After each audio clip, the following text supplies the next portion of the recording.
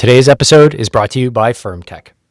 If you're a veteran that ever took Mefloquine or Larium, whatever you want to call it, then you're going to want to sit tight and listen to this episode because I'm talking with Dave Bona, who is a bona fide expert in Mefloquine poisoning and has been going coast to coast to coast, helping Canadian veterans deal with Mefloquine poisoning. And the crazy thing about it is that there are so many veterans that are poisoned by this medication we can't even wrap our heads around it. And currently, there's a mass tort lawsuit that has been filed against the Canadian government, and the Canadian government has been shitty as usual. And through this episode, you're going to learn a lot about Mefloquine, how it poisons you, how many of us are affected, and stay tuned to the end because I do a test with Dave and find out something extremely shocking about my own health.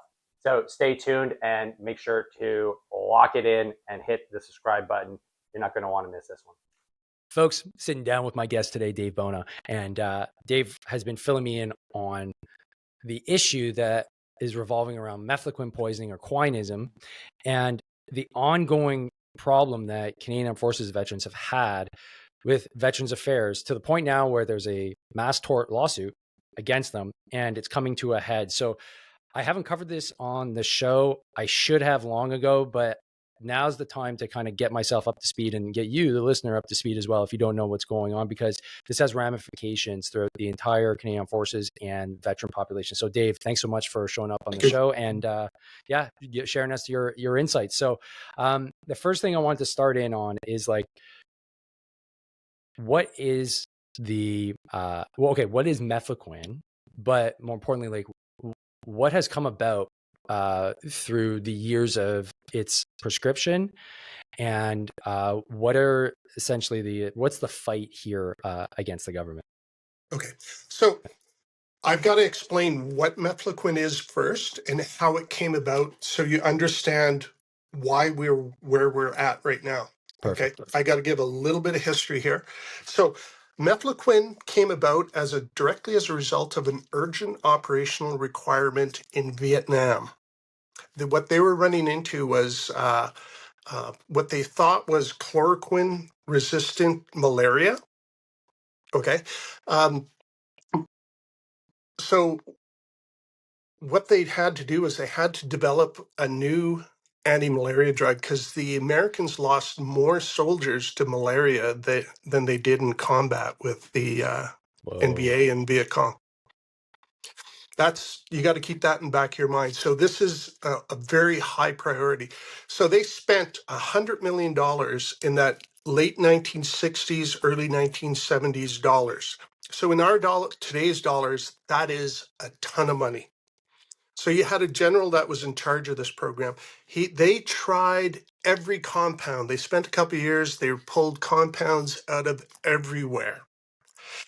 They couldn't find anything that was more effective than what they had. So you had a general that just spent $100 million. You have a scientist that worked on a previous program, Ultra. Are you familiar with Ultra? What, MK Ultra? Yes. Are you familiar with it? There's a doctor that worked with of him. course. I'm writing a short story on it. There's a doctor that worked on MK Ultra, and he also worked with this anti-malaria program. He's been only published twice with the same compound, and both times, the first time was with the Ultra trial, and the second time was with the Mefloquine trial. In the Ultra trial, what they found, the only compound they found to have all the properties that the Ultra trials was looking for: hypervigilance, like guys with hyperaggression, guys that didn't sleep, guys that you could take their morals and stuff away from them to make them an immoral person. There was only one compound out of that entire anti-malaria program that had any of these properties, and that was Mefloquine. It had incidental anti-malarial properties. So fast forward to the from the Ultra trials to the malaria stuff. At the end of this program, you have this general sitting there. you got this scientist. The scientist goes, hey, this isn't bust. There's a compound we've already tested that has all these properties we're looking for. So what they did was they slid Mefloquine into the slot with the hope that they would develop it further. They knew Mefloquine had a very high injury profile, but their thought was that this would be fixed by the time it got into troops' hands. Problem we run into, it was never fixed. So fast forward to 1990s, early 1990s, right? The Roche tried to get this drug through the drug testing protocol numerous times. They did it down the States in the prison system. They would stand there with a $5 bill and a pill and prisoners in front of them. Hey, take this pill, we'll give you $5 type thing. Not very effective drug trial, let me tell you. There's some there's a lot of shifty shit that went on with this You gotta drug. love big pharma, man. Wow.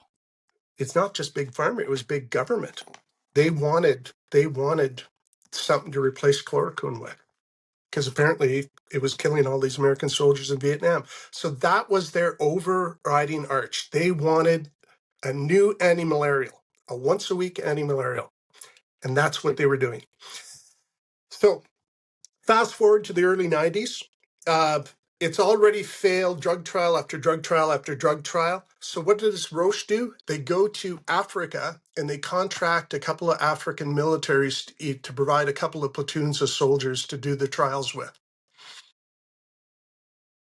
It wasn't very well administered, but that was the final thing that got Roche to get the drug approved for use, was this bogus drug trial. So in the early 90s, it was dirt cheap compared to doxycycline, the daily one, or Mollerone. Mollerone was significantly more expensive, and not just a little bit.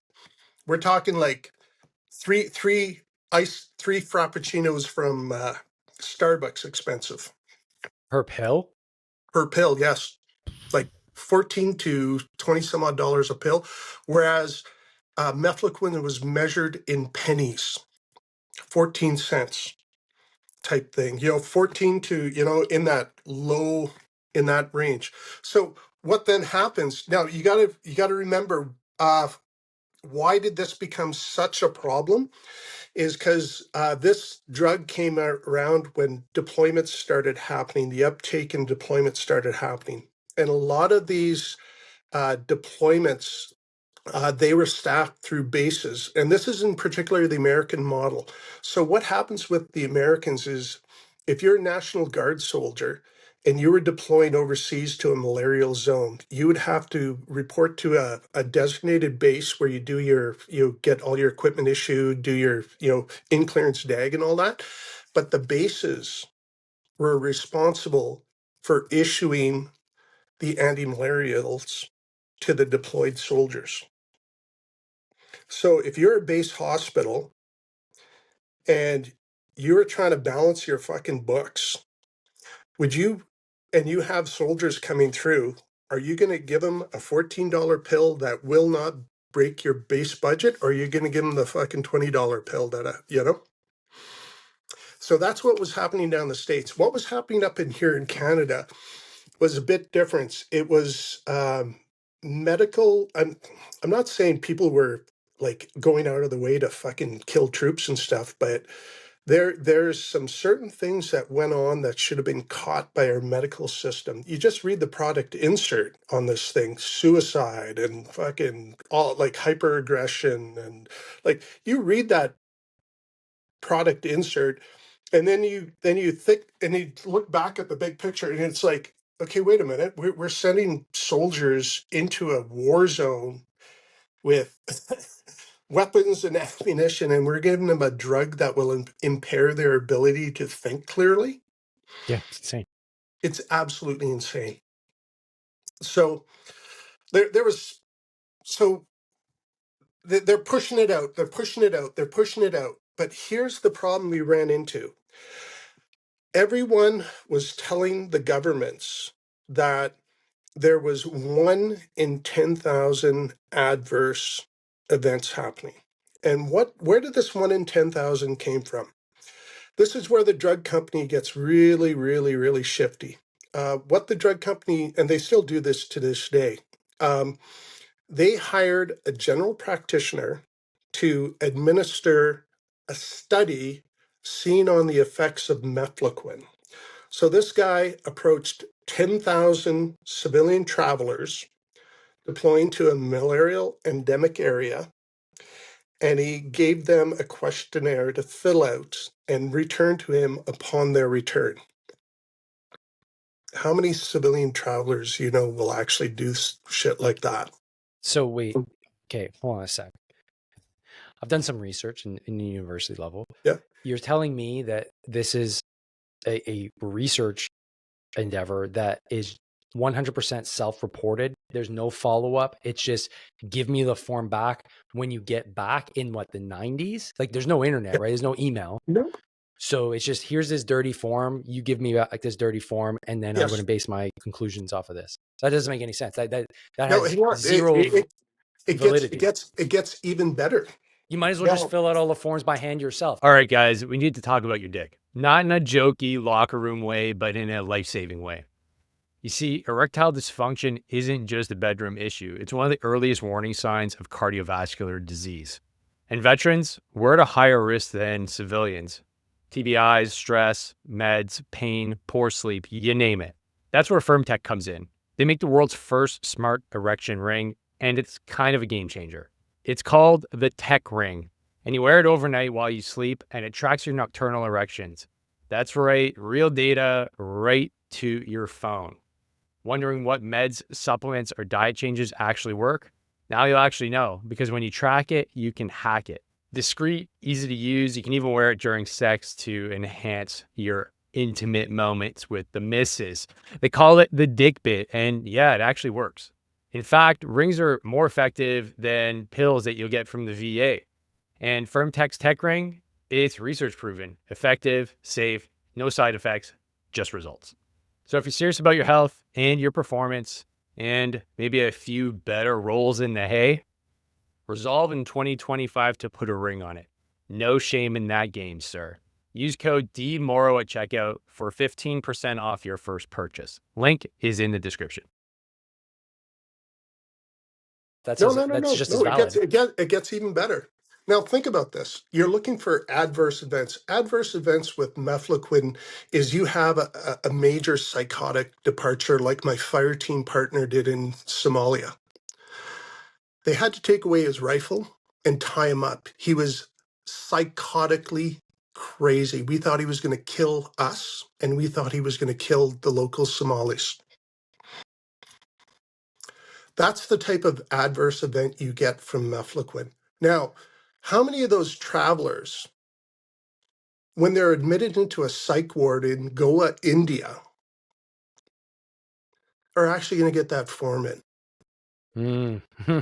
That's how they ended up with the 1 in 10,000, based off of that report or study. That's insane. Yeah. That's so crazy. Okay, so Dave, I got a bunch of questions. I'm taking furious notes here. Okay, so you remember the Airborne Regiment, and you said Yes. you were in Somalia. Yes. For those of us that are old enough to remember, Somalia, there was some serious shit that happened down there. Yes. I'll give a brief overview if you want. Yeah. Well, so my question is is there another story there?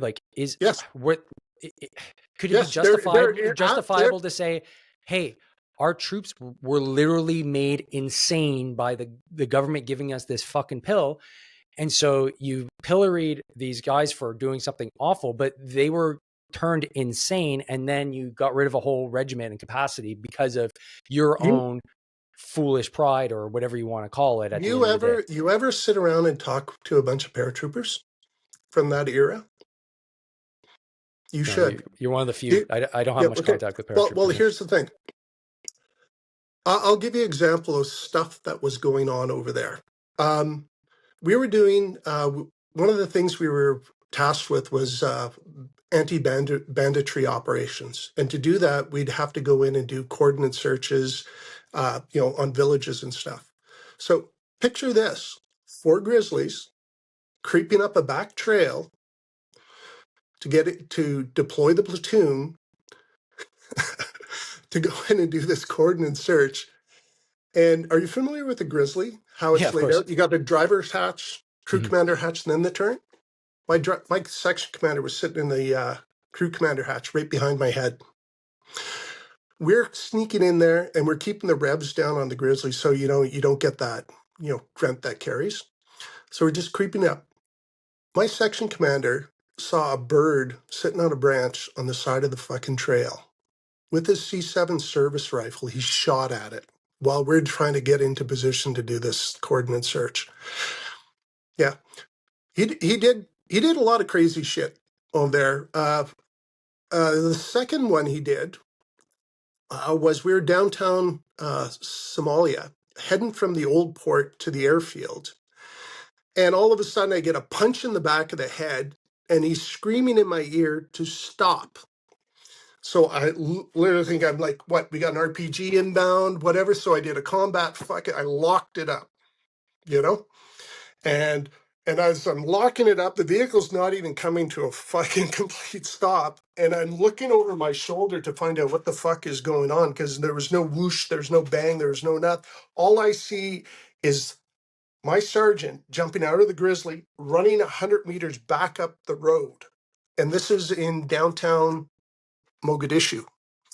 The road is packed with Somalis. You don't stop for anything downtown, nothing. You get swarmed if you stop. He stopped the vehicle, jumped out, ran back to a Somali truck, climbed up, and you guys probably had them in Afghanistan where they pile like jingle trucks, yeah. Yeah, jingle truck. Basic same principle where it's packed fucking 20 feet of fucking stacked. It's defying physics. It's like, it's going to fall. You know exactly what I'm talking about. Yeah. He climbed on top of this. There was about 20 Somalis sitting on top of here. And I'm looking back and he's digging through these Somalis. And then he grabs his fucking kid by the fucking scruff of the neck, holds him up, and he's going like this. And I can't hear him. He takes his kid, throws him off the fucking truck, jumps down after him, and he's dragging this kid up the fucking street to the side of the Grizzly. He brings him up to the Grizzly, starts throwing him up against the side of the Grizzly, and not in a gentle manner. And he's going, is this the one? And I'm going, is this the one what? He goes, it's just the one that spit on me. And I'm like, what? Shut the fuck up. Get in the Grizzly.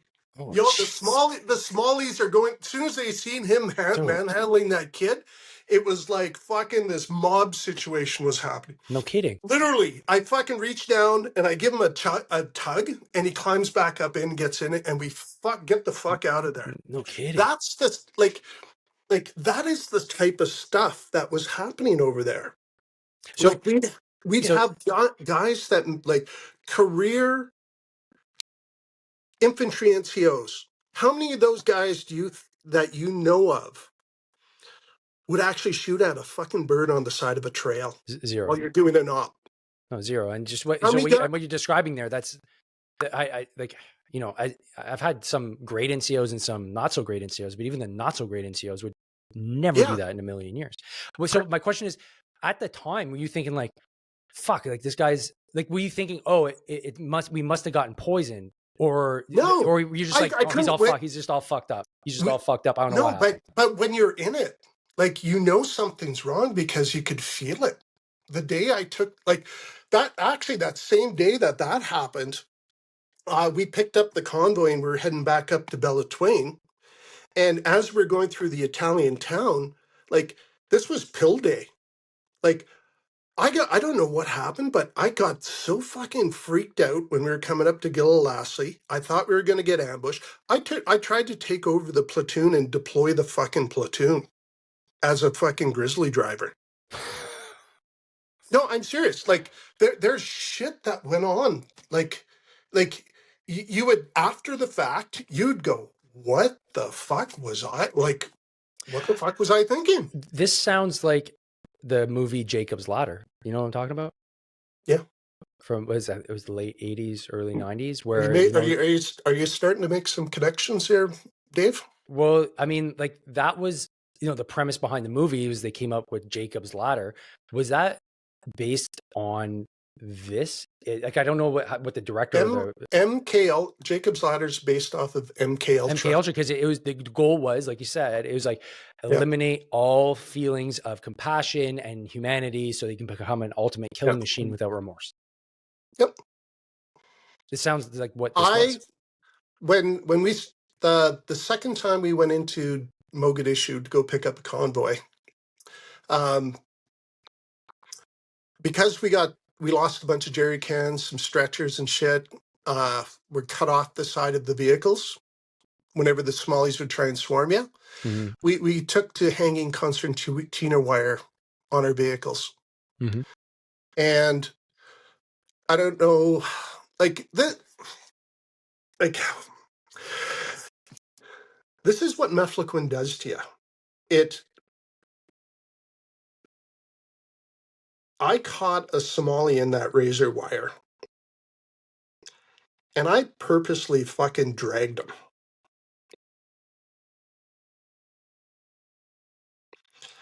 And after the fact, like it did, like 2 or 3 days later, when I finally came back down to earth, it was like, what the fuck? Like, what the fuck? It's like your humanity came back. Yeah, it's like you can't, like, you had a brief fucking shot of lucidity, It's like, what the fuck? And like, we were having problems with kids breaking into our compound all the time, so we set booby traps for them. And we stuck a water jerry can. We stuck a trip flare on the bottom of one. And I heard it go off, but I was working the front gate the next day. This kid must have crawled out of our compound through the wire and went and fucking curled up in a ball, fucking in pain all night long. Because I was working the gate the next day. As soon as the sun came up, this fucking kid comes hobbling up to me with a stick. And he had magnesium burned into his calf right at the bottom of the jerry can level. And you could see the bone. Yeah. It burned that deep. Oh, God.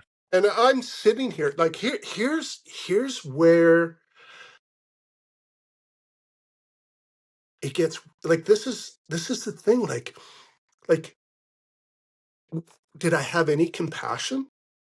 Not one fucking bit.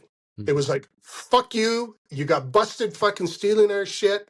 I don't give a fuck. Suck it up. That's the price you pay for fucking robbing us. Get the fuck out of here. The hospital's down the road. Go. Get the fuck out of here before I fucking shoot you. Like, and that was my thought. Like, I was literally playing with the safety on my rifle. I was sitting there thinking, oh, I should just double tap this fucking guy. Like the insanity, like the thought process, it was crazy. Literally. What? So these are, yeah. I mean, this is the first true conversation, Dave. So I really appreciate you sharing this, man, because it's not easy stuff, right? Like this is you now being able to actually have this conversation from a rational, like, human point of view, and knowing, fuck, that was a kid, and yeah, they were stealing our shit, but they were in an awful situation, so they're going to do what they're going to do. Yep. But what is actually going on in the brain? Do you know what I know exactly what's going on. What's getting nuked there that eliminates your ability to have compassion? What happens with Mefloquine? Okay, how you got to understand how Mefloquine builds up in your system to understand how the injury happens. So, you take the pill once a week for 3 days prior to your deployment. Okay. And what that's doing, it's called the serum level in your blood, where it's actually effective and it actually kills the malarial parasites. I talked to one of the guys, one of the Quinism conferences that actually helped develop this drug. And he goes, I don't know where this 3-week thing came from. When we develop this drug, it takes a minimum of 7 weeks for it to hit the serum level in your blood. So if you got a Canadian veteran that caught malaria that first month he was in theater, It's because the drug was never administered correctly. It takes minimum 7 weeks for it to build up to where it actually starts working.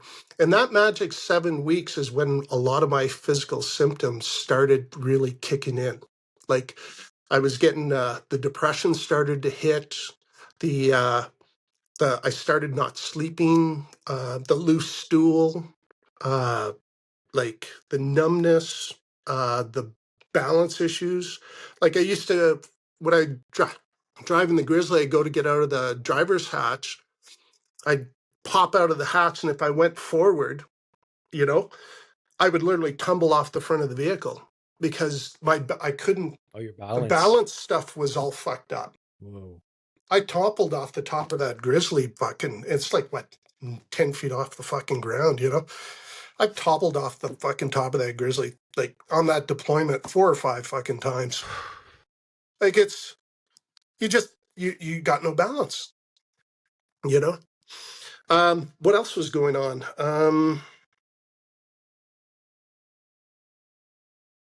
You should ask me the day I've stopped taking Mefloquine. That'd be a good question. Well, I mean, okay, so we're talking dosage. Yeah. 250 milligrams once a week. Right. And where they came, and I talked to the guy that developed the drug, and where they came up with that was they found that they started out with a 20 milligram dose. Okay. And they would give it to a bunch of guys, and then they'd expose them to malarial infested mosquitoes. And what they would then do was they would double that dose until none of their test subjects carried a mosquito parasite in their blood. They kept on doubling it. Yeah. Okay. And then it was started out at 20 milligrams. And at 20 milligrams, it didn't have an injury profile. At 250 milligrams, it's got one hell of an injury profile. It's But 10x. you know what? Do you know what, though? According to the scientists, it's guaranteed not to anything will live in your blood.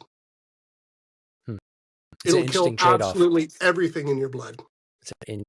All right, it's pretty clear. I don't have all the answers, but when it comes to veteran health, over the last 6 years, I've learned a lot. And in my Veterans Getting Fit AF community, we have a lot of discussions. And the main thing that's on folks' mind is hormonal issues, SSRIs, and how to actually boost our energies and start thriving again. So I created a workshop. We're going to be launching this on the 11th of December at 7 p.m. Eastern. Love to have you there. It's absolutely free. We're going to build your health plan for 2026 together live with me. So rather than show up January 1st, lost in the sauce, you're going to have a way to work out, a way to eat, and a way to build yourself back up so that you can thrive based on the loads of information and content that I've produced over the years and my background in biochemistry and as a teacher. So love to see you there. Link is here in the description. And if you have any questions, make sure to reach out on any one of my social media platforms. Let's get back to the episode. Interesting trade-off. Yep. So we're not done how it works. So Mefloquine, you take it once a week. It takes 7 weeks to hit the serum level. How does it hit the serum level? Well, it builds up in the fat tissues of your body. Right. And then it's slowly released into your bloodstream over time. Here's where it gets fucking dicey. If you're a civilian traveling to, say, Kenya, and you're doing a month-long or a 6-week trip, you know, you got good food, you're staying in an air-conditioned hotel, you got lots of water to drink, your injury profile ain't going to be too bad. You know, even at 250, it's not going to be. There's a percentage of people that's going to get injured from that, just because there's a genetic component to this. Oh yeah, by the way, if you're native, you're guaranteed to be injured. No. Because they're missing a gene, I believe it's called CP4. And my mom, my grandmother, C.C. Dene, she was sold out of a residential school at the age of 14 to a 28-year-old Cree trapper. My mom wasn't in a residential school because my grandmother held the police and the priests away with an axe. It was absolutely epic. It's Badass. absolutely epic. They talk about that still, apparently. But my mom was a residential day school survivor. You know, things that she learned in the day school. You know, whenever I cried, I get the shit beat out of me until I stopped crying. That's a residential day school fucking hangers on. Mm-hmm. Yeah. So there's a genetic component to this. CP4, the military became aware of this, I believe, for their last deployment, and they were actually genetically screening people and not allowing people to take Mefloquine. So, But in your case, are you missing that gene? yes. I struggle. I also, not only do I struggle with like Mefloquine, but my body doesn't do well with any pharmaceuticals or any medication. Super interesting. So you can't metabolize it. So you just can't break it down. So it just stays in your bloodstream then, and it Yeah. constantly poisons you. Yeah. That's fascinating shit. And you said stored in your fat too. So then long term,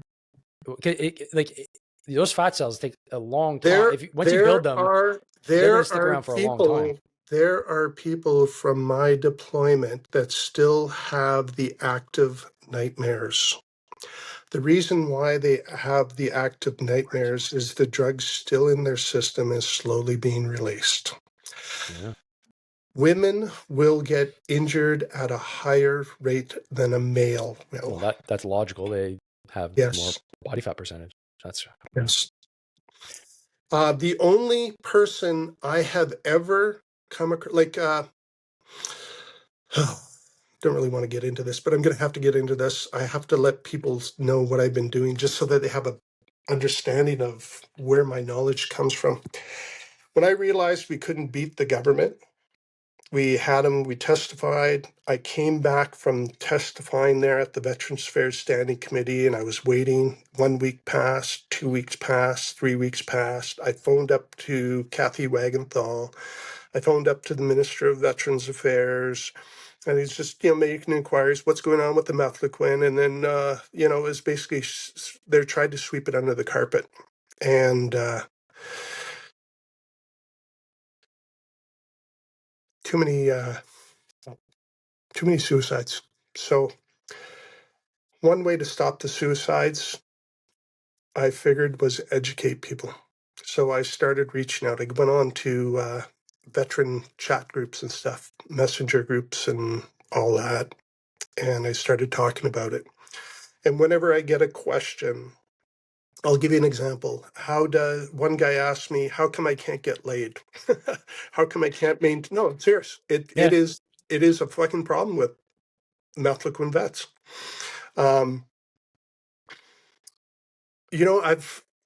I realized we missed a step here. I didn't explain what the injury is. And I'm trying to explain some of the symptomology, and it's not going to make sense unless I explain. Okay, then absolutely. Yeah, sorry about that. That's fine. We'll get back to why you can't get it up because of Mefloquine. Yeah. Well, let's just go back to explain what Mefloquine poison is. Okay, at its basis, at its most basic, a Mefloquine poisoning is a wiring issue. Okay, because what happens when it builds up in your bloodstream? When it hits the serum level, that's actually the same level that allows it to cross the blood-brain barrier in your brain. When it crosses the blood-brain barrier, it builds up inside the sac that surrounds your brain. That's why if you're a Mefloquine vet, don't get freaked out if you go for a brain scan and they start talking that you have MS. Do not become alarmed, because what's happened is Mefloquine is basically battery acid. That's how it acts on tissue and brain tissue and stuff like that. So you had battery acid inside the sac that surrounds your brain. Almost every single veteran's going to have what's called a clouded image. And that's one of the diagnostic tools they use to decide if someone's got MS. So if you've got it, don't freak out. You don't have MS. You have mefloquine poisoning. This is part of that complex. So it floated around inside your brain. Problem we run into is wherever it concentrated, and the most obvious place for it to concentrate is on the back top side of your brain stem.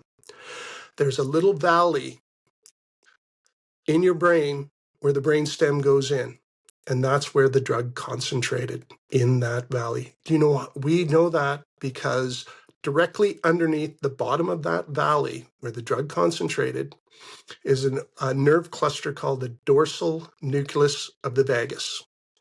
Write that down. All the symptoms you are suffering as a mefloquine veteran are directly connected to that. So, what does the dorsal nucleus of the vagus do? The dorsal nucleus of the vagus carries the signals from your brain to your digestive system. Yeah, it's the So, vagal nerve. It's like one of the main so components. it controls secretions in your digestive system, your stomach, large and small intestines. It controls the smooth muscle control, so the squeezing action. So you get a feeling where this is going? You see where we're going? It's already point.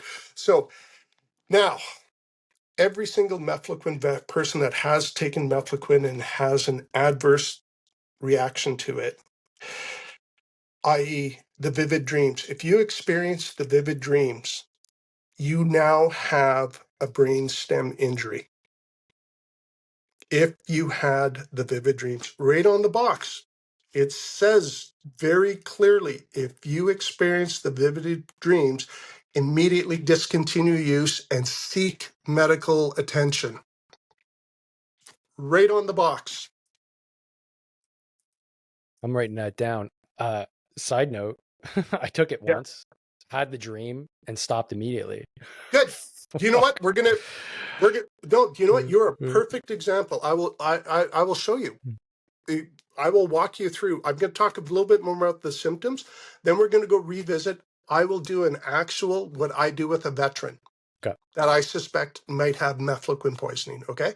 So we'll talk about these symptoms and then we'll do that. Okay. Oh, it's going to be great. No, it might not be, Dave. I'm a teacher, so therefore the great is, hey, I get to teach live on the show. Yeah. So that's my hope right now, is that we get some learning going on in the show. But yeah, carry on, right? Dave. So it controls all of that digestive stuff. Okay, what mefloquine veterans suffer from with the gastrointestinal issues are of three varieties. Okay, number one, the most common, acid reflux. The second one, loose stool. And the third one, severe constipation. I've got an American vet that my compatriot that's doing the same thing as I'm doing down in the States. Mm-hmm. He's got he's the direct opposite. Like me, I will shit through the eye of a needle 8-10 times a day if I do nothing to manage this. I will eat something and it's coming out of me 10 minutes later, completely intact.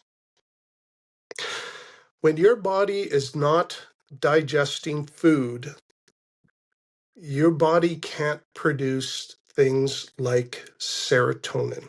Serotonin's created in your guts, adheres to the platelets as the blood passes through your digestive system, and when it goes up through your brain,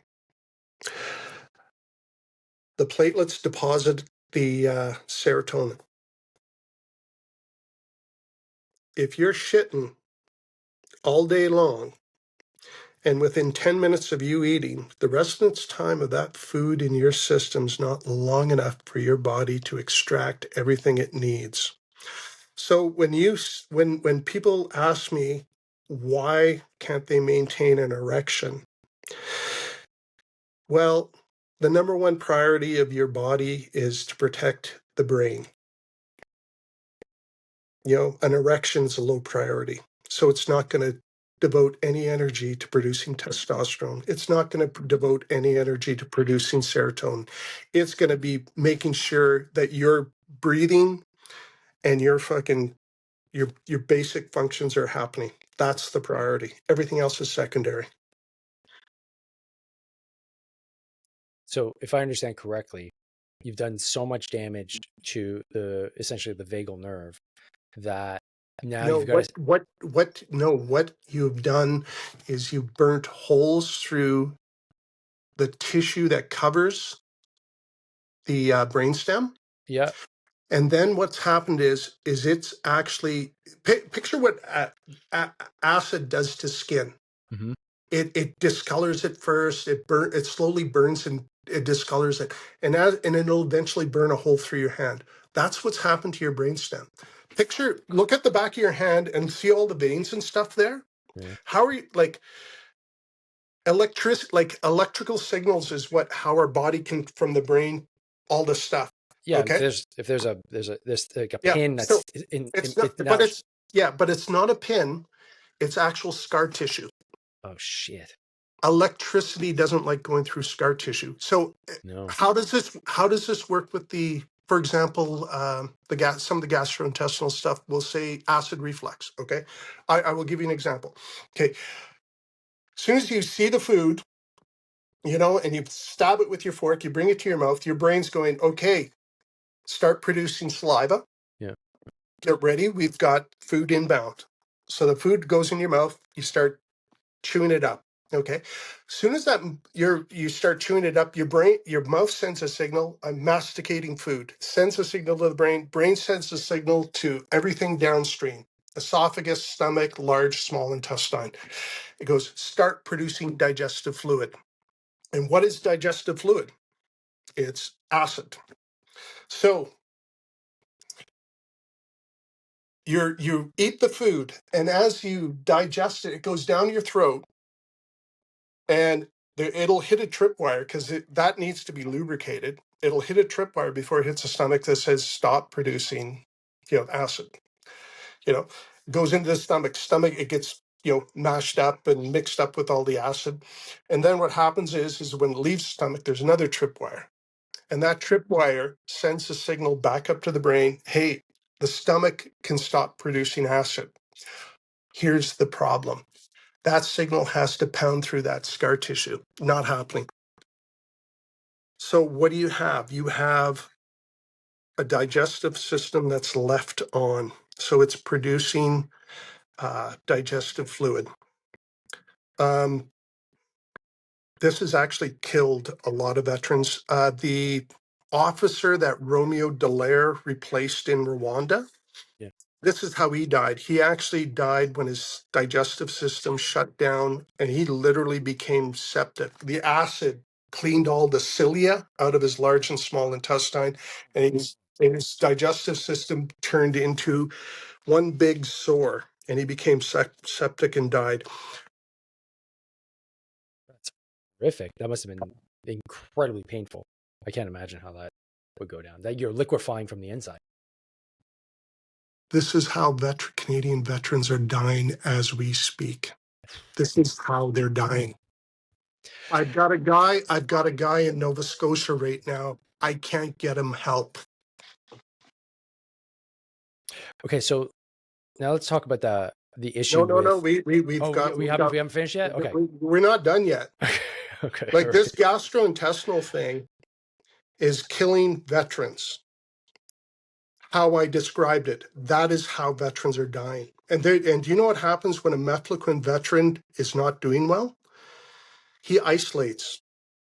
He's embarrassed because he shits his pants all the time. He can't fucking keep his shit together. Every time he goes out in public, he has rages.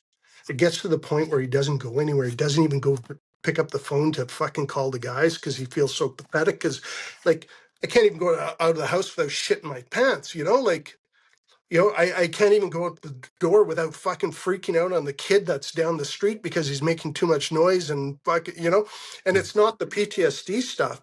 It's the damage from the mefloquine that's, we've got to do we got to talk about the vestibular damage because that's what's driving the misdiagnosis of PTSD. Okay. Remind me of that. Okay. But they like, these guys become shut-ins and then their health just fucking nosedives. Because what happens when your digestive system isn't working? I just had knee surgery. It took me 11 months to wait for that knee surgery. The last 5 months, I had to actually start taking pain medication again. I tried it every 3 days. So I get a good night's sleep every 3 days, but it just wasn't working. I eventually had to start taking pain medication daily. So the pain medication daily irritated the living fuck out of my guts. They stopped digesting. I had a sore actually on this finger because I caught it on the edge of a frying pan. I had an open sore on that finger for over a month. I was covered head to toe in full body pimples. My fucking face broke out. Like my body stopped working. And when my body stops working, the severe depression comes back because I got no serotonin in my system. I had to leave my home multiple times and go to a veterans retreat just to protect my family, because not only does the suicidal depression come back, but the rages come back with a fucking vengeance. I had to leave my family multiple times just to protect them because I could not control it. These rages are actually either a midbrain or a temporal lobe seizure. And the temporal lobe's located directly above the brainstem, and it's surrounded by a sac. And what they figure the seizures are is related to that. When the mefloquine burnt holes through the brainstem, it also burnt holes through the sac that covers the temporal lobe. So what then happens, it can't maintain positive pressure. How that temporal lobe keeps itself functioning is it pulls nutrients and stuff from the fluid that surrounds it. Okay. If the fluid is leaking, as soon as that fluid runs out, that's when the seizure happens, and the seizure manifests as extreme anger. You cannot stop one of these seizures once they start. It would be like someone, like you watch some kid having a full-on tonic-clonic seizure. Ask him to stop. He can't. It's physically impossible. And these seizures are the same way. So it's not a classical seizure in the sense that like you're No, locking up, you're actively raging. You're what breaking will stuff, you're yelling, Yep. you're clenching, Yep. jaw clenched. Like there's some signs. What will happen is your face will go pale. Your pupils will fully dilate. You will stand with a slight lean to the left. You will have difficulty forming your words. You will be uncontrollably angry over the stupidest shit. And you will absolutely flush your life down the drain over this stupid shit. Because it's not the stupid shit, it's the anger. That's the manifestation of the seizure. So if you got any of you guys watching this, you're not an asshole. You're not a fucking complete dickhead. What's happening is you're suffering a seizure. You can make these things stop. It's simple. All you have to do is get your guts working, super high strength probiotics, and you got to fucking just pound your body with protein all day long. 4, 5, 6, 7 times a day, you're eating protein all day, because protein's the building blocks that your body needs to Yes. testosterone, serotonin, everything is dependent on that protein for your brain to function.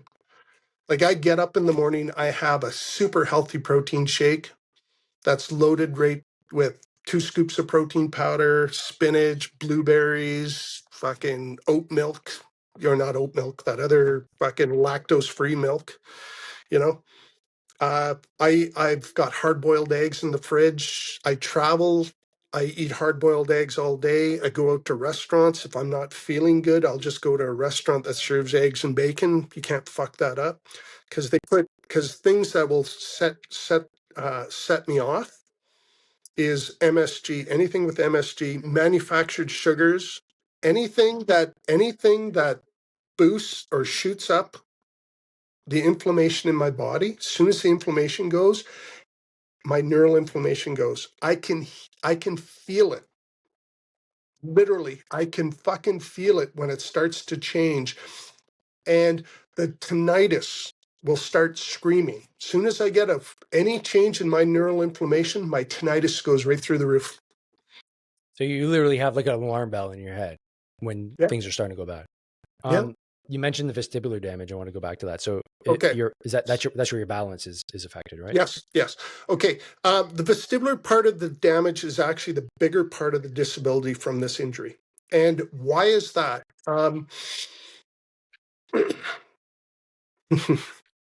Sorry, I'm just thinking about all the fucking things that fucking this vestibular shit fucked up. Use the language, I'm sorry. we're well past the PG rating here, Dave. I know.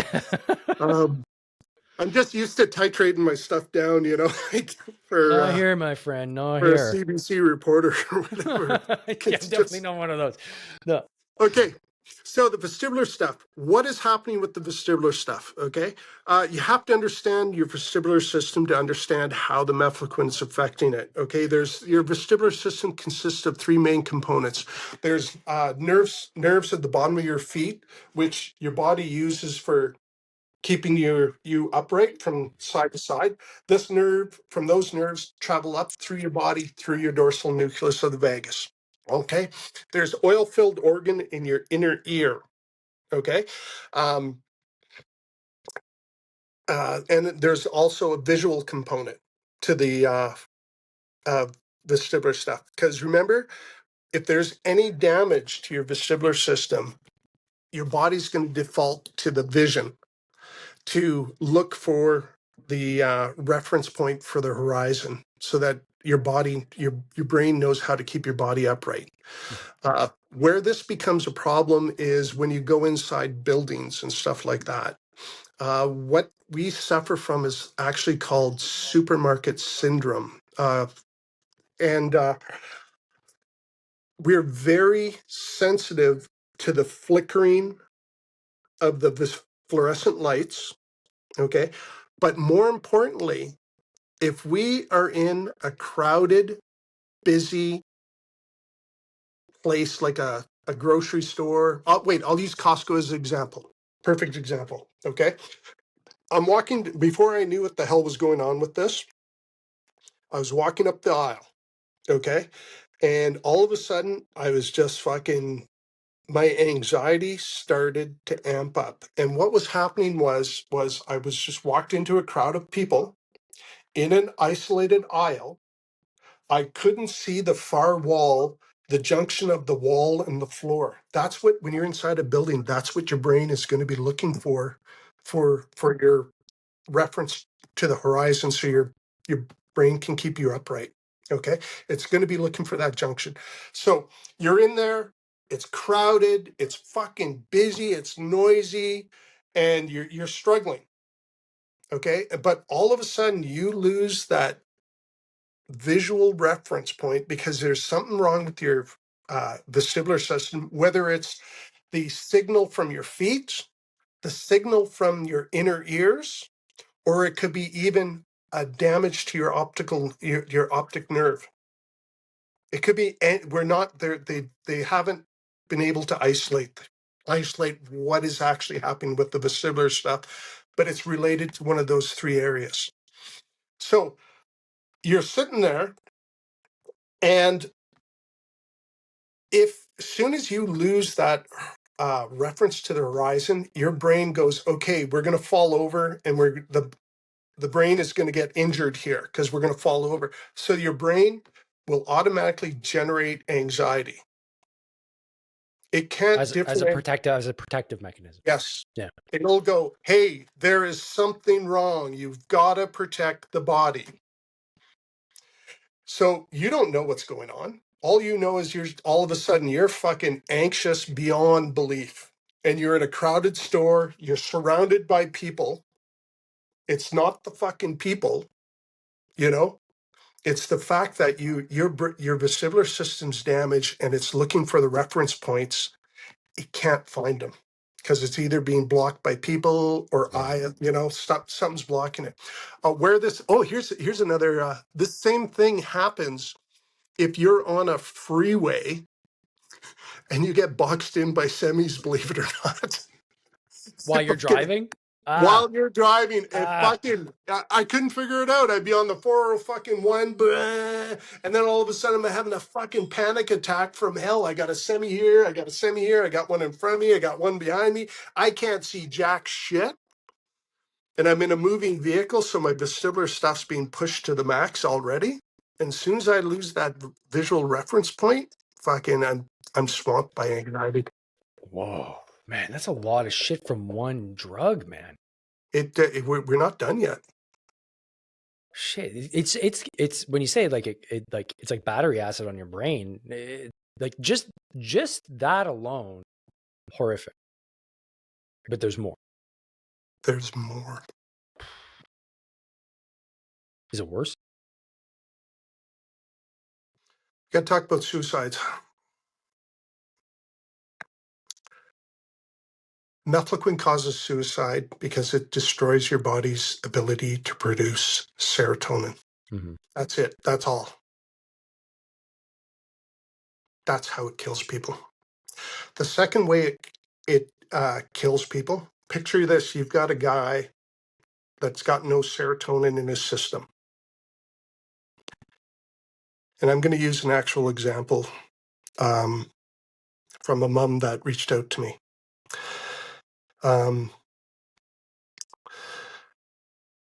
Her son, they were in their kitchen, or they were in her kitchen, and he'd been back for a couple of months from a deployment, and he was going out to get drunk again.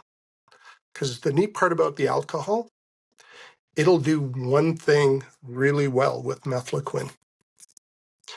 It will stop the anxiety. That's why we're having such a problem with so many people getting sober. I struggled with it.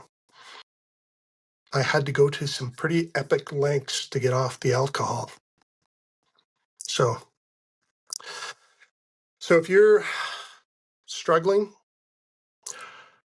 go do some brain injury treatment first and then go back at it again. You'll be a lot more successful. Treat the root cause, then everything falls into place after. Suicides. This is hard. All right.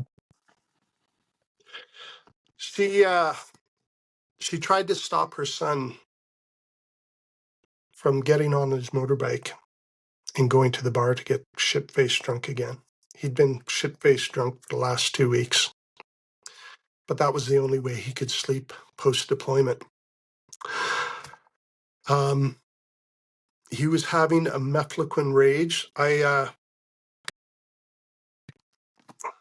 One of the things I do, and I consider it a privilege, is I talk to moms, talk to a lot of moms. It's hard talking to them, but they get the best effect when you explain to them what the injury is, and you explain that there's absolutely nothing they could have done to prevent it, because you explain in detail what their son or daughter was going through.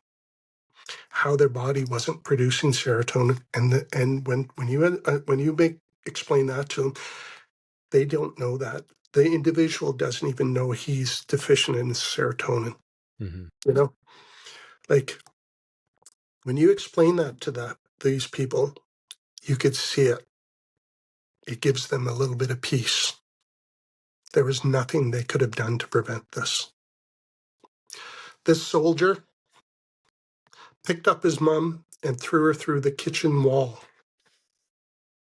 Jumped on his, he looked at his mom and realized what he did. He jumped on his motorbike. He impacted a bridge abutment over 100 miles an hour.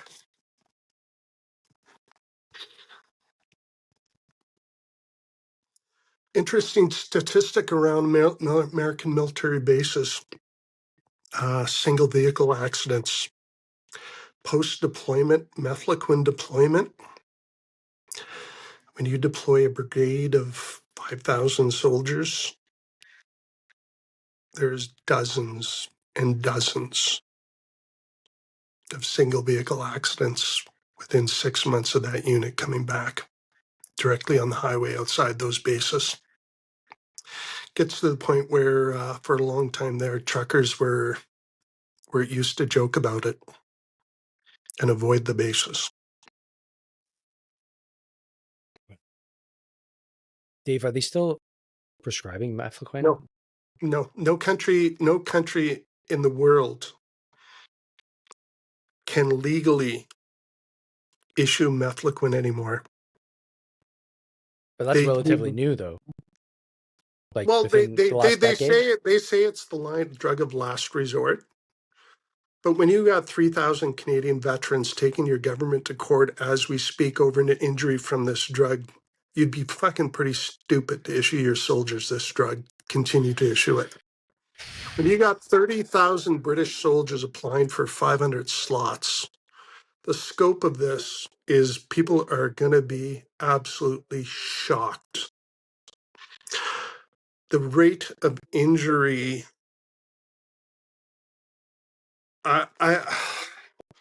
okay, I've got to explain how I come across my information. It's anecdotal. What does anecdotal mean? It means I spent 9 years stalking veterans online, talking about Mefloquine, getting them so that I could talk to them on the phone and explain to them and their wife what the injury is, how to manage it, and giving them the tools to actually be able to beat this. I hit over 200 veterans before I lost count, and that was in the first year. And I've been doing this for 9 years. At one point there, I was talking to 2 to 3 veterans a day. I was doing that for years. And the only thing I'd ever ask these guys, what can I do? What can I do? I go, just reach out to the guys you deployed with. And my thinking doing this way was nothing else is working to stop the suicides. Let's see if we can give people the actual tools and information they need to do this. It took,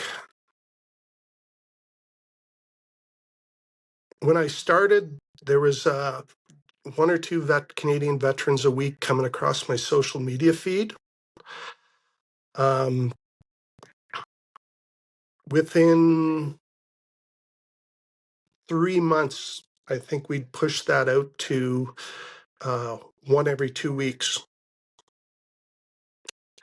And then it went downhill from there. I think we're sitting about, can't get it any lower, but we're looks to be about 1 every 3 to 4 weeks. So, and how I measure my, how I measure what I'm doing, it's easy. How many families did we save? Because when you explain Mefloquine poisoning to an individual, You don't explain it to an individual, you explain it to the family, because the rages affect the family. So I'll talk to a veteran. And if I find out this guy has a girlfriend or a wife still, if he's still able to maintain a wife, I will stop all the conversation with the vet. I'll set up, listen, is your wife available or your girlfriend? And I will bring them onto the call whenever I can, because it's a team effort. It works better when two people are fighting as opposed to one, because the rages can be managed so they don't happen, but you have to know what the early signs of this happening are. And the only way you're going to do that is if when someone points out to you when you start to go off. My wife has got it down to a science. As soon as my color goes a bit off, and we're a team. I don't question her when she says, "Hey Dave, you look off." I don't even question her. I stop whatever the fuck I'm doing and I'll go hit myself with protein. If we're in the city, I'll stop what the fuck we're doing and I will go sit in a restaurant and I'll eat some eggs and bacon or some protein rich, clean, healthy food. It only takes about, half hour, 45 minutes to refill your tank. But then I'm able to go back out without fucking road raging and shit. And I'm able to actually get the rest of the day done. This stuff can be managed, but you just have to know exactly what it is. That's all it is. These suicides can be stopped. Like, Dave, like this is fascinating. I didn't, like I said, I didn't know anything. Just wait till you start running the stats. The statistics are absolutely brutal. Okay, but so here's my I guess my main question. Why does there have to be a lawsuit? This seems so cut and dry. There's It's clearly the number of veterans involved. Okay, there's too many. hang on. The number of the veterans involved. It's going to be a big number. In Canada, the Canadian government's acknowledging that 18,000 soldiers have taken this drug. Yeah, 18,000 in Afghanistan. I was going to say that's just Afghanistan, because Yeah, it's just the number. They won't produce the number, but I did a rough count, and we're looking at about 40,000 Canadian soldiers have been exposed. That's a rough count. Okay. Now, if you use the European Health Agency, they did a study before Roche stopped issuing Mefloquine in the liquid form. And what they do is they would titrate this into rats to simulate what a normal dose of Mefloquine is. The European Health Agency, upon doing autopsies on these rats, found that like 64%, I think, had lesions on their brain stems on the rats. Now, that is under normal simulated conditions. The problem we're running into is we have soldiers walking up and down mountains wearing body armor, carrying a 28-pound machine gun in a desert, poorly supplied. If you dehydrate someone, what is their body going to do? Where is the body going to pull this stuff from? So your This fat stores are full. Where's Mefloquine stored? Yeah. Now, I'm going to say something. I'm not a scientist. I talk to people. That's what I've been doing. I notice trends. Units that have a higher level of climbing mountains, as opposed to sitting in Kandahar in an air-conditioned electronics shop, have an extremely high rate of injury from this drug. Not only do they have a high rate of injury from this drug, the rate of suicide in those units that had those really, really fucking hard deployments over there, the rate of suicide is going to be right through the fucking roof. And this is just me making observations from talking to people. Yeah, no, but that's the foundation of all good science. It's Yeah. the anecdotal turns into a hypothesis, which then can get Yeah. rigorously tested, and that's Yeah. the point. I have to echo that. That's, we have a suicide crisis, and it just doesn't make sense because we have like the hardest charging, best soldiers in human history, in my opinion. Like, we're overly trained, we're educated, but yet we come home and like the Americans, it's like 158,000 have taken their lives. That is insane. But the other thing about here, you probably have a better idea of what the numbers are. I don't know what the number. Like, Americans can reference a general number. They won't produce it. But they say, and this is what drives me crazy, veterans have a almost 1.5 times greater risk of suicide. I'm like, cool, but statistically, that means you have to compare it to a number. What's the number? No number. So there's got to be thousands. Problem you run into with the Canadian Armed Forces with statistics. Remember about 10 years ago, they're going, oh, we got no suicide problem in their Canadian Armed Forces. We got no, look, here's the statistics. Yeah, do you know the statistic they used? They used every fucking swinging dick, every fucking pair from of the tits. From the 70s. No. In the Army at the time. So they included all the civilian cleaners, administration staff, the data set all the guys corrupt. sitting at Dundurn, civilian contractors working. They used everyone. Yep. To go, oh, we don't got a problem here. But I'm telling you, and this is where I challenge a reporter to get this number, because I'm telling you right now, you break it down, you break down the statistics by deployment, where Mefloquine was used and the intensity of the operations. What you're going to find is, as the intensity of operations go up, your suicide rate's going to go up. Just because the bodies are working harder. When you're in combat, you can't get supplied, so you guys aren't getting fucking water, you're not getting rations all the time. As soon as your body's under stress with Mefloquine, you're fucked. Dave, what was this test that I'm curious about? Oh, to test. Oh, it's a simple test. Do you have a corner you can back into in your studio?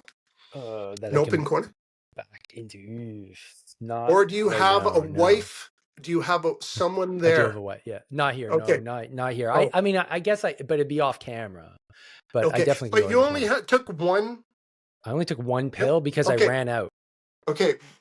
What we're going to do is, I'll literally walk you through what I do with a veteran. Okay. Yep. I'm going to just ask you a couple of questions. You don't need to elaborate. Just a simple yes or no. Do you remember taking the pill? Yes. Do you remember having the crazy dreams? Yes. Okay. How's your guts? How many times do you go to the washroom during the day? Poo. Usually twice, but they're firm. I got good thumbs. Always good thumbs. Good thumbs? Yeah. Got any acid reflux? No. Got any numbness, tingling anywhere in your body? No.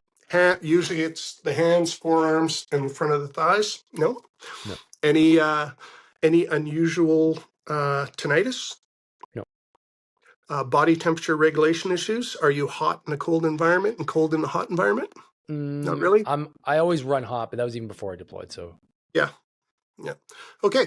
Now, so we're sort of getting the feeling that you don't really have it, but we got to do one more thing to completely rule it out. We got to do what's called a Romberg test. Okay. I'll pull back and I will demonstrate it for you. Sure. Okay. And then I will walk and talk you through it. Okay. So all you got to do is, notice I'm holding on to something because my vestibular system is fucked. Cross one foot over the other, hands on opposite shoulders. Then you close your eyes, tilt your head back, and you count out loud to 30. You want to just stand up right where you are and give that a go. I'm going to give that a go. And I'm going to tell you right now, if I say stop, immediately stop. And yeah.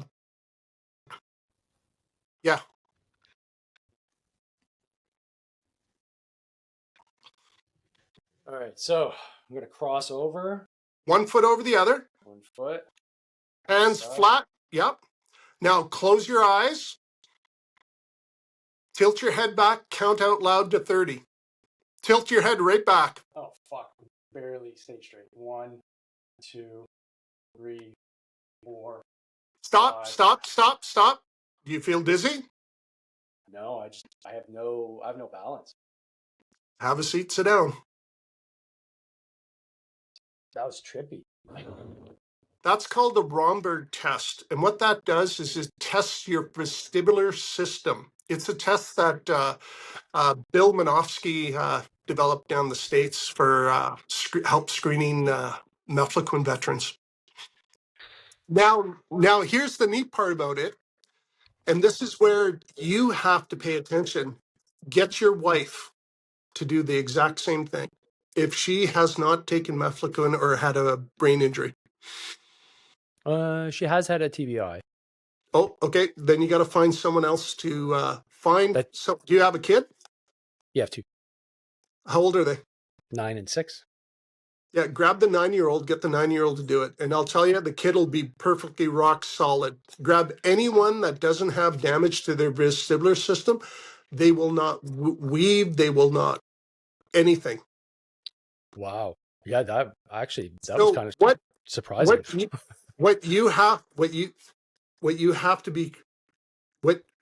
to keep in mind is every single person that had those vivid dreams now has a brainstem injury. What you have to be careful of going forward, you got to be very hypervigilant of any increase in your symptoms. Because if you get exposed to any quinolone antibiotic, because you already got a little bit of damage there, you're going to get injured severely. So quinolone antibiotics are a complete no-go for you. Okay. I got that underlined already. Okay. Yeah.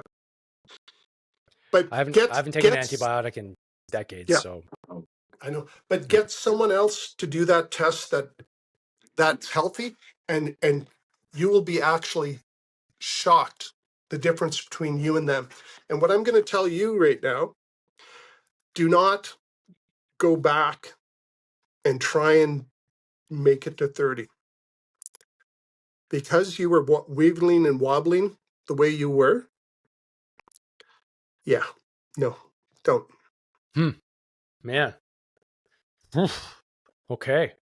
Yeah, that's that. I mean, Dave, this is all like insanely informative and just like kind of jaw dropping. Like my head's spinning right now. I got like 4 pages of notes right now.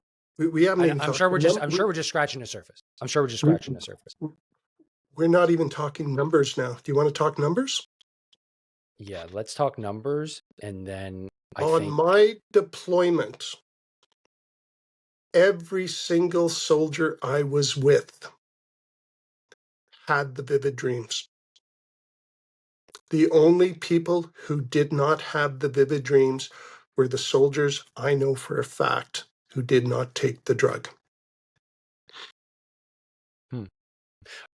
Let's back that. How did they not take the drug? Because I thought it was mandatory. I thought it was like, if you want to be on tour, son, you better take this drug. Pop it in your what's pill parade? You pop it in your mouth. You show them. You walk away. You spit it out. Oh shit! Wow. 1 pill. I'm sorry, Dave. All right, I'll add it to the list. But what does this mean for you though, Dave? Moving forward, just be aware. Like there's people that have this type of injury and they have zero deficit. It only becomes an issue when you get older and your brain gets older. You know, because it's like what I do is I go for Loretta neurofeedback, and the reason I do that is mainly for long-term brain health, because the stats coming out of the States, because they've been tracking Mefloquine vets now for about 10 years, and it's absolutely eye-watering, the rate of Parkinson's. Oh, wow. And I imagine with younger men too, that typically wouldn't be afflicted, because typically that's something that you'll see in like One of 60s, our 70s. medics from the airborne regiment just medically assisted suicide because his Parkinson's got so bad he couldn't be a functional part of his family anymore. Man. And remember what happens with Mefloquine vets, because they're having all these behavioral issues, the depression, their PTSD isn't responding to treatment. They isolate. They have a very high rate of divorce. They have a very high rate of incarcerations. One of the things I do is I was in front of a judge quite a few times before I figured all this shit out. I won't leave a Mefloquine vet by himself in front of a judge. I've done it 4 times, and I will never not stand with a veteran in court that's been poisoned by Mefloquine. And it's simple. I've gotten a guy he was looking at 5 years, and I just explained to the judge what Mefloquine poisoning was. Had to go into detail about the Mefloquine rages. Gave her a bunch of citations, and reference to the Quinism Foundation. And guy got a suspended sentence, but he had a neurologist on his probation report that he had to go see. So I was able to get a young kid out of the psych ward. Oh, that was one of my first real good successes too. I was saying, fuck this. How do I get my message out? I'm not getting the message. I'm not getting the reach, So I said, screw that. I'm going to just start doing recruiting center protests. I went down to Regina. I actually did start in Saskatoon. I got hassled by the cops and froze my ass off. Didn't really reach anyone. But then I went down to Regina, and that was where my advocacy really honestly took off, because I was just sitting there with my sign, my service dog, freezing our ass off. And this lady walks by, and I go, oh, I think my son took that drug. And then I started shooting the shit with her, and it's like, how's he doing? Oh, he's not doing well. And then I talked to her a bit. I didn't infobomb her. I just, try to establish a rapport with her. And then she reached out I gave her my number, and she reached out to me midweek, and I was able to connect with her son. We had a long talk, and he had Mefloquine poisoning. But the problem we were running into was about 2 weeks later, he ended up getting picked up by the cops while he was having a Mefloquine rage. And they basically, this was the second time, and they took him right into the psych ward. I forget what the form is they put him in there under. But his mom phoned me all in a panic. And I was like, what the fuck? But I was able to phone the psych ward and actually get him on the phone. And I go, what's going on? He explained. Here's where the magic happens. I phoned Dr. Nevin, and I explained what was going on. He goes, get me the doctor's name and number. So I phoned back, and I got the doctor's name and number. And Dr. Nevin talked to the doctor, and we were able to get the kid out of the psych ward that night into the care of his mom, and got him in to see a psychologist instead of a psychiatrist. And that was 8 years ago, I think. He sent me a picture of his 2 kids. So people ask me how I measure my advocacy. That's how it is. But I like to do things quiet, in the background. I don't like, if you see me on Facebook, I'm on there for a reason, to draw attention to the cause. You know, I went across Canada twice doing the recruiting center protests. Every single time, except for the first time, I've actually reached a veteran. So if you see me out on the side of the fucking recruit sidewalk doing the recruiting center thing, just know that every single time I did it, I reached someone. So it was never a wasted trip. Well, Dave, I mean, case in point, right? You posted something last week Yep. about Mefloquine and the fact that Yep. it's going to court. And you know, I always wanted to cover the topic, and I'm glad I finally got to Yeah. sit down and have you on the show. I wish I had done it earlier, but I think a follow up would be great too, because we barely touched the the surface here. Yeah, and then it'll be interesting to see the way the legal action plays out too. Absolutely. We'll see how our government, like that cross examination of our experts. No government has made it past that. Well, I can't imagine how like, and I've Think of- seen kind of how the government deliberates. I just don't know how. The problem we run into is the different governments, to receive the bulk quantities of Mefloquine, they had to sign contracts with the pharmaceutical companies, and they were very comprehensive. They covered their ass to hell and gone. Problem that the governments are running into is they don't have a leg to stand on.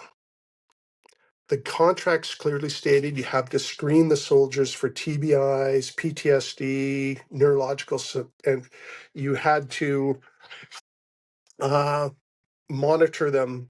And if they develop, vivid dreams, hyperaggression, suicidal ideation, I forget, there's a fucking list a mile long. If a soldier developed any of those, he was to immediately, look at the wording, immediately discontinue use and seek medical attention.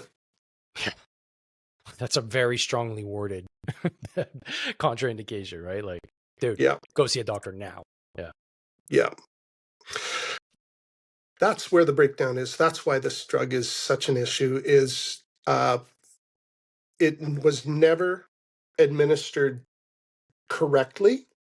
It had to take 7 weeks for it to build up in your system prior to your deployment. It was not 3 weeks. And that was from the guy who fucking developed the drug. I met him at one of the Quintism conference down in Vermont. Like, a PTSD diagnosis was never administered correctly.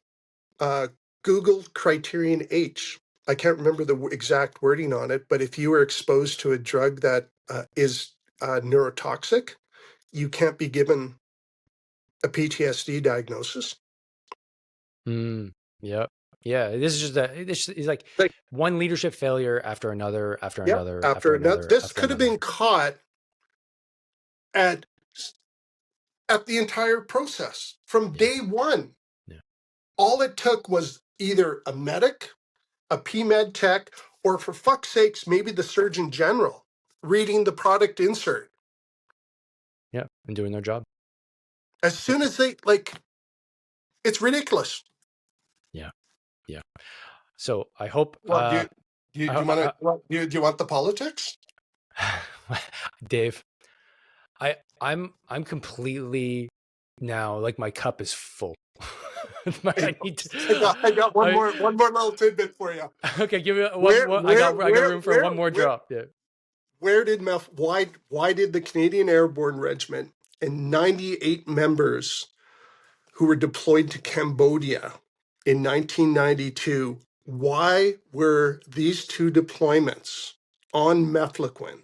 Did it have anything to do with a person that owned a drug company in Canada that had the manufacturing and distribution rights for Mefloquine? No, don't tell me. Could it be this person was making large campaign contributions? He picked up the prime minister's fucking phone. He phoned the prime minister. Hey, I need some soldiers to test a drug in Africa or in a malarial zone for me. I was hoping that at least there wasn't some political corruption in this one, but there we go. Cherry on top. Pink. I like to think that Mr. Sherman,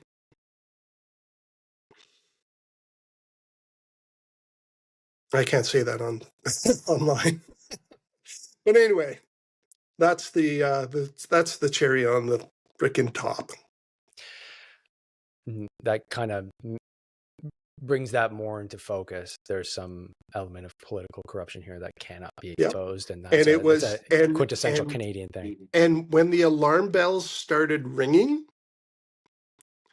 there was a Dr. Brill Edwards that worked at Health Canada. She quit because the Canadian Airborne Regiment and those soldiers in Cambodia were not, the Canadian government received the drug under some drug, they had some drug safety monitoring protocols they had to follow. That was the only way they could get the drug to us as part of it, is as part of a drug trial. Part of the drug trial, the day we took the drug, we had to sit down with a panel of 2 doctors and be interviewed. And what they were looking for was prodromal symptoms. The vivid dreams, the tinnitus, like the list is fucking endless. Yeah. Like they didn't even try. We didn't even finish our deployment and the drug was cleared for use in Canada. My fire team partner was the first soldier to receive a pension for Mefloquine poisoning. Jake. He was fucking, we had, like, he went crazy.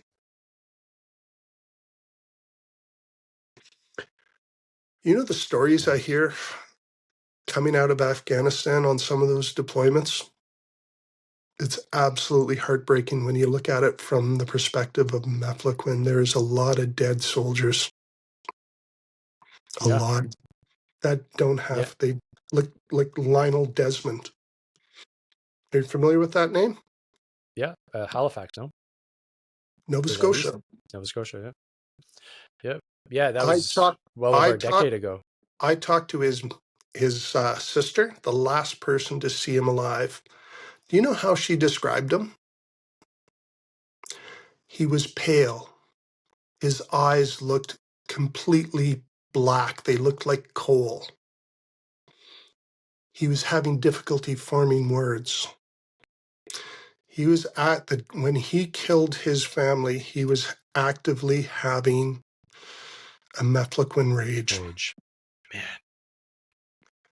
The signaler that lived in Toronto, he stabbed his pregnant wife in the belly, threw her off the balcony, and then jumped after her. His sister was having lunch with him that day. She had to get up and leave because he was so agitated. She described him as extremely pale. His eyes were all fucked up. And he was angry over everything. Yeah. It goes on. So hard. It's just so hard to hear. The numbers, though, Dave, the numbers. 64% in that European Health Agency study were injured upon dissection. They discovered those rats had lesions on their brain stems and stuff. Like it was. Yeah, that was under normal conditions. Yeah, I was going to say that you said that was normal conditions, not extreme duress and dehydration. Yeah. That's like I just did quick math. Like that's like 25,000 Canadian troops. That's like 25,000. For saying that roughly like 40 something thousand have been exposed. Let's say 30,000. Let's say really round. That's a hell of a lot of freaking soldiers, man. But look at your example, though, Dave. You had the vivid dreams. You were struggling doing the Romberg test. Yeah. And this is this is 15 years down the road. I was there in 2010, Yep. right? Yep. And you live an active life. Yeah. Yeah. Like I went back to school, kids. Like I'm just like the problem we run into is if you stress your liver out, you get yourself a little bit overweight, you stop exercising, you start eating crap. yeah. Shit can go downhill. It goes downhill fast. And these guys go septic. Like I said, I'm dealing with one out in Nova Scotia right now. Yeah. I got a clinic in Toronto I'm trying to get him into, but it's just not working, but we'll get him there.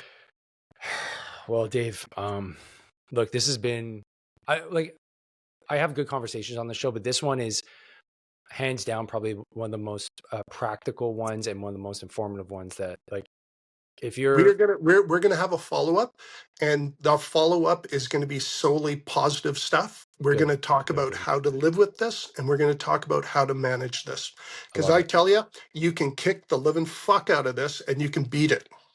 Good. I love hearing that, because like if you're listening to this now, that's exactly the message I want to get out of it, is that like clearly, Dave, you've done the work, you've put the effort in, and if you can get better, other guys can get better. And to recap, like you mentioned something really practical: eat your protein, and that's something I harp on all the time, even without quinism. Eating a lot of protein is great for your long-term health. Well, look at like veterans with PTSD. Right. How much brain activity when they get triggered, like their brains just go. It's like the brain's running a marathon, man. Yep. Hypervigilance.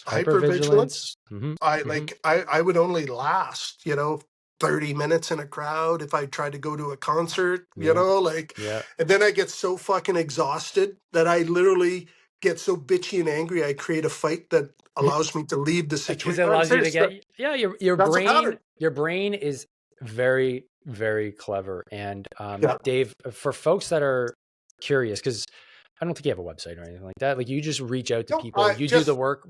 How do people find you? Facebook. Okay. Facebook.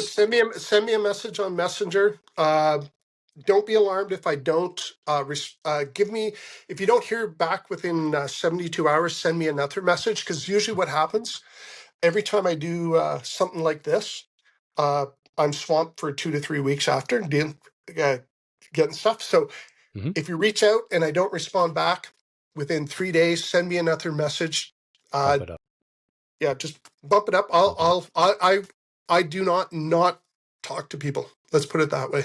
Love it. So, folks, if this was informative, if you got a lot out of this, you know what you got to do. Make sure you hit the like button. Make sure you share, and make sure you hit subscribe. 75% of you haven't subscribed, and if you think this content's valuable, it helps a lot, and it helps to get the message out. That's the important thing. Something like this needs to get pushed out more widely, because I'm in this realm and I didn't know any of this stuff. So if I'm not tracking, I'm a bit younger, I'm the Afghan GWAT generation, there's likely a lot of us that have no freaking clue that this is a real problem. I just found out that I have a vestibular issue and I got to keep my eye on it. So if that was eye-opening to you, then please make sure you hit subscribe, make sure you share, and make sure you go follow Dave. If you got any questions, make sure to reach out to him. I'll put the link for his messenger contact here in the description. So Dave, thanks so much, man. And we'll have to book a follow-up in the near future and talk about the court case and everything like that too. So folks, but we got to do how to beat this and how to manage it. That's going to be the most important one. Love it. Part 2 is going to be wicked. So folks, don't forget, train hard, fight easy. See you in the next one. Peace.